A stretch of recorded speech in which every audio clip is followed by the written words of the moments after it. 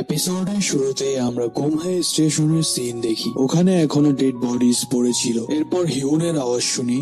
ও কাউকে বলছিল তোমরা কি আমাদের সাথে আসবে না। ওই পাশ থেকে লোকেরা বলে না তোমরা যাও, কালকের কিছু কয়েন্স অবশিষ্ট আছে আমাদের কাছে, আমরা আলাদা রাস্তায় যাব। দরজা ভাবে কালকে রাতের ওই ঘটনার পর গুমহাই স্টেশনে থাকা বেশিরভাগ লোকেরা গুমহাই স্টেশন থেকে চলে যাওয়া বেছে নেয়। এন্ড তারাই ছিল যারা গণহত্যার মধ্য দিয়ে গেছে। আমরা সাথে না থাকলেও তারা বেঁচে থাকার কোনো না কোনো উপায় খুঁজে নিবে। ওকে, তাহলে আমরা যাচ্ছি।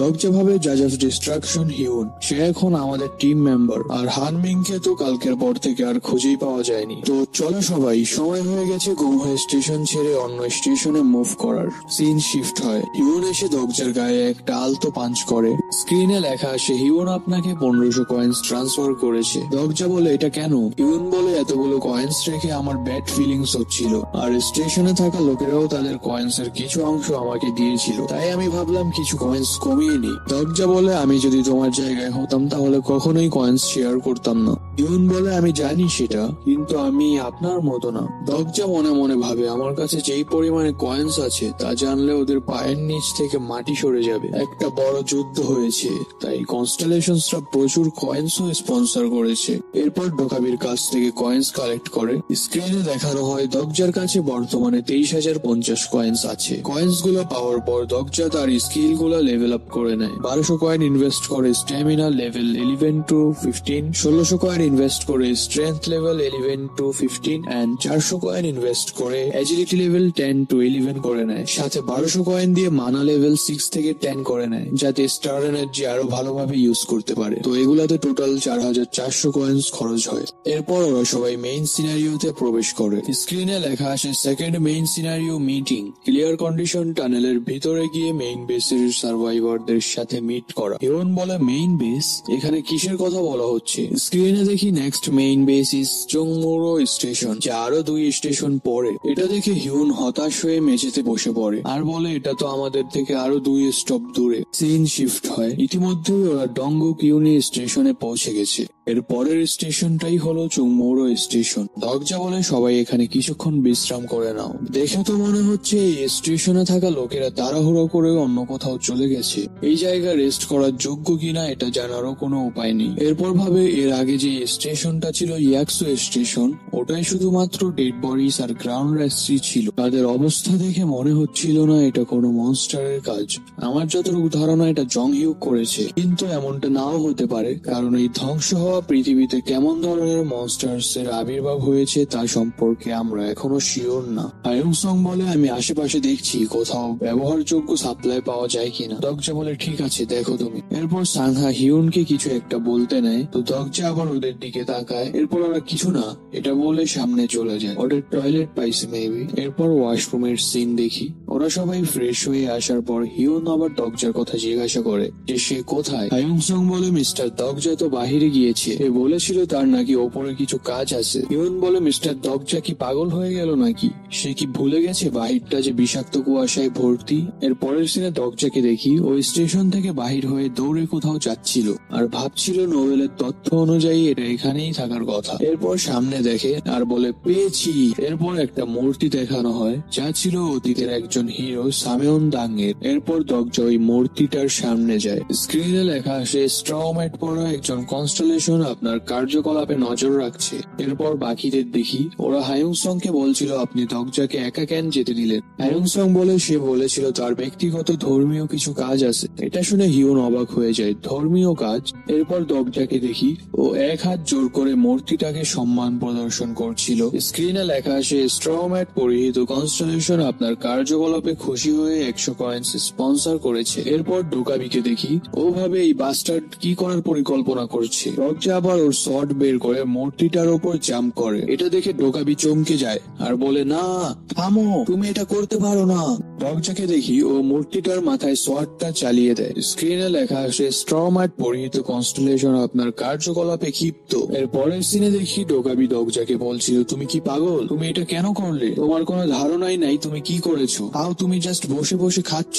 দরজা ডোন্ট কেয়ার ভাব মেরে খেতে থাকে। ডোকাবি বলে, আমার কথা কি তোমার কাছে মজা মনে হচ্ছে? তুমি একটু আগে একটা কনস্টেলেশনের মূর্তি ধ্বংস করেছো। আমার চ্যানেলটাকে কি ব্যানিশ করতে চাচ্ছ নাকি তুমি? দরজা বলে, উফ, চিৎকার চেঁচামেচি বন্ধ করো। এরপর ভাবে কনস্টেলেশনস দের পাওয়ার তাদের মূর্তির ভিতর সিল করা থাকে। যেমন কনস্টেলেশনের কিছু পাওয়ার্স বা কোনো আইটেম যখন সিলটা ভেঙে যায় ওগুলা বেরিয়ে আসে। আমার ভাগ্য ভালো যে আমি স্টেশনে একটা পাওয়ার ব্যাংক পড়া পেয়েছিলাম, যার মাধ্যমে ফোনটা চার্জ করতে করতে নোভেলটা পড়ি। ওখানে লেখা ছিল চুংমুরো স্টেশনে যাওয়ার আগে সামেয়নদাং এর একটা স্কিল মাস্ট বি নেওয়া লাগতো, আর একটা স্ট্যাচুকে যদি ভালোভাবে আনসিল করতে যাই তাহলে প্রচুর পরিমাণে সময় যাবে। তাই আমি এই পদ্ধতিটি বেছে নিয়েছি।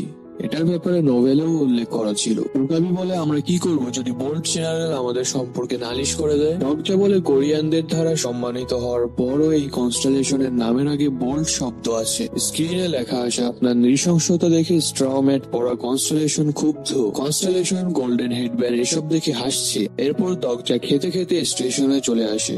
স্টেশনে থাকা সবাই দরজাকে দেখে খুশি হয়ে যায়। হিউন জিজ্ঞাসা করে, আপনার ধর্মীয় কার্যকলাপ কেমন কাটলো? আপনি কি কোনো মন্দিরে গিয়েছিলেন নাকি কোনো চার্চে? দরজা বলে, আমি তোমাদের সবার জন্য কিছু এনেছি। এরপর হিউনকে একটা আইটেম দেয় যা ছিল সামেয়নদাংস স্ট্রাউম্যাট। হিউন এটা পরে বলে, এটাই কি ওই আইটেম যা আপনি একজন মহান ব্যক্তির মূর্তি থেকে পেয়েছেন? দরজা বলে, তুমি হয়তো সামেয়নদাং এর কথা শুনেছো। হিউন বলে, কে এই সামেয়নদাং? এটা শুনে আবার কনস্টেলেশন রেগে যায়। স্ক্রিনে লেখা আসে, এই বেয়াদব মেয়ের কথা শুনে কনস্টেলেশন সামেয়নদাং ক্যারেক্টার হিউনের সামনে প্রকট হতে যাচ্ছে। সাংহাকেও একটা আইটেম দেওয়া হয় যা ছিল সামেয়নদাংস বিড। এটা ম্যাজিক্যাল এনার্জি দ্রুত রিকভারি করতে সাহায্য করে। সাংহা বলে, আমি জানি তার সম্পর্কে।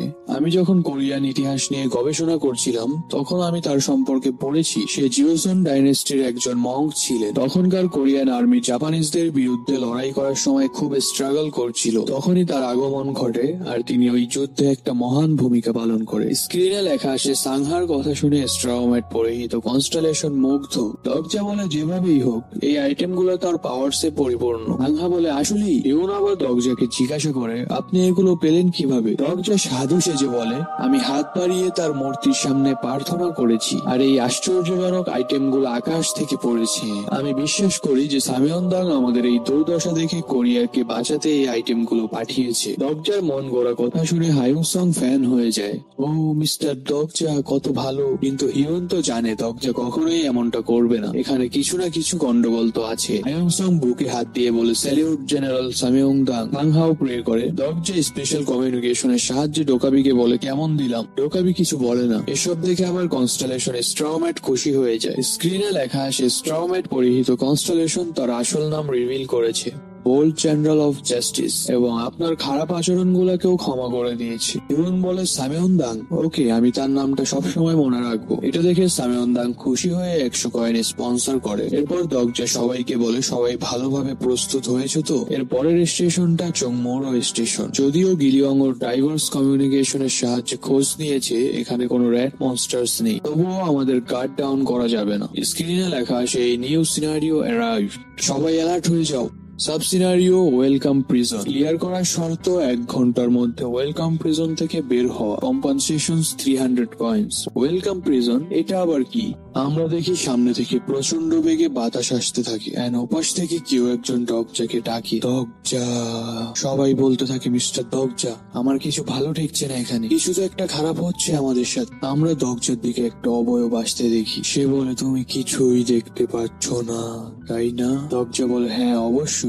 সিস্টেমে মেসেজ পপ আপ হয়, স্কিল ফোর্থ ওয়াল অ্যাক্টিভেট করা হয়েছে। স্কিল ফোর্থ ওয়াল ওয়েলকাম প্রিজনের প্রভাব নালিফাই করে ফেলেছে। দরজা ভাবে, ওয়েলকাম প্রিজন এটা একটা সাবস্পেস যা মানুষকে ট্রমায় ফেলে দেয়। এতে করে তারা মানসিক ভারসাম্য হারিয়ে ফেলে। সবাই একটা লম্বা নিঃশ্বাস নাও আর শান্ত হও। সবাই পাগলের মতো আচরণ করতে থাকে আর যা মনে আসে আবল তাবল বকতে থাকে। পিছন থেকে সাংহা আবার দরজাকে ডাক দেয়। সাংহার হাতে থাকা ব্রেসলেট চমকাচ্ছিল। এটার কারণেই ট্রমার কোন রকম এফেক্ট সাংহার উপর পড়ে নেই। ডক্টর আবার সাংহার কাছে যায় আর বলে আমাকে পিছন থেকে কাট করো, আমি এই সাবস্পেসটা ডিস্ট্রয় করছি। এরপর বলে শুধুমাত্র এই সিনারিওটা ক্লিয়ার করার জন্যই আমি সামিয়ন দাং এর মূর্তিটা ভাঙি এবং তার স্কিলটা শিখে নিই। ডক্টর চোখ বন্ধ করে কিছু একটা বলে, স্ক্রিনে লেখা আসে exclusive skill destroy evil level 1 activate করা হলো। স্কিল ডিস্ট্রয় ইভিল ওয়েলকাম প্রিজনকে শাটডাউন করে ফেলেছে। ডক্টর বডি থেকে স্কিল অরা রিলিজ হয় যা ওয়েলকাম প্রিজনের ফগ গুলাকে নালিফাই করে ফেলে। এরপর হায়ুং সং কে দেখি ও আর্মি ট্রেনিং এর মতো করে এক্সারসাইজ করছিল। ডক্টরকে ডাকে, এরই মধ্যে পিছন থেকে হিউন ডক্টর উপর আক্রমণ করে দেয়। ডক্টর অ্যাজিলিটি হাই হওয়ার কারণে সে ডজ করে নেয়। হিউন এখনো ট্রমায় ছিল, ও বলছিল আমি তোমাদের সবাইকে মেরে ফেলবো।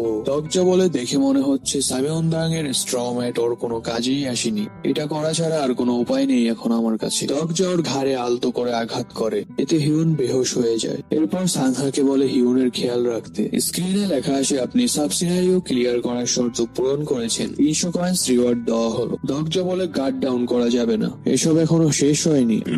গ্রাউন্ড থেকে মিস্টিরিয়াস ফগ অ্যাপিয়ার হতে থাকে। ডক্টর বলে গ্রেড 8 ফ্যান্টম স্পিসিস স্পেকট্রার। এরপর কি হয় তা আমাদের দেখানো হয় না। আমরা হায়ুং সং কে দেখি, ও চিৎকার করে বলে ওঠে আমি লিউটেন্যান্ট লি হায়ুং সং, স্যালিউট স্যার। এরপর মাথায় হাত দিয়ে উঠে বসে। সাংহা বলে মিস্টার হায়ুং সং আপনি কি ঠিক আছেন? হায়ুং সং বলে কতক্ষণ হলো আমি এরকম সেন্সলেস ছিলাম, আর এখানে এতক্ষণ কি হয়েছে? ডগজা মাটি থেকে একটা আইটেম ওঠায় যা ছিল স্পেকটার্স ক্রিস্টাল। এটা এমন একটা আইটেম যা স্পেকটারদের বডি থেকে পাওয়া যায়। এতে আমরা বুঝতে পারি ডগজা সবগুলো স্পেকটারকে মেরে ফেলেছে। সাংহা আবার হায়ুং সং কে বলে কিছু মনস্টার্সরা ওয়েলকাম প্রিজন ক্রিয়েট করেছিল, কিন্তু এখন আর চিন্তার কোনো কারণ নেই, আমরা সকল মনস্টারদের মেরে ফেলেছি। এক পাশে আমরা গিলিয়ং ও হিউনকে পড়ে থাকতে দেখি। হঠাৎ গিলিয়ং এর সেন্স ফিরে, ও উঠে দাঁড়ায়। সাংহা বলে তোমার জন্য উঠে দাঁড়ানো কি ঠিক হবে এখন? গিলিয়ং বলে আমার মাথাটা প্রচুর ব্যথা করছে। ডগজা ভাবে সবচেয়ে খারাপ ট্রমা গিলিয়ং এর ওপর দিয়ে গিয়েছে, কারণ সে এখনো বাচ্চা। এরপর গিলিয়ং ডগজাকে জড়িয়ে ধরে। সাংহা বলে ওঠে আমার মনে হচ্ছে আমরা প্রায় পৌঁছে গেছি। ডগজা ভাবে আমাদের টিম এখন ফাইট করার জন্য প্রস্তুত না। এই অবস্থায় আমাদের চংমোরো স্টেশনে প্রবেশ করাটা কি ঠিক হবে?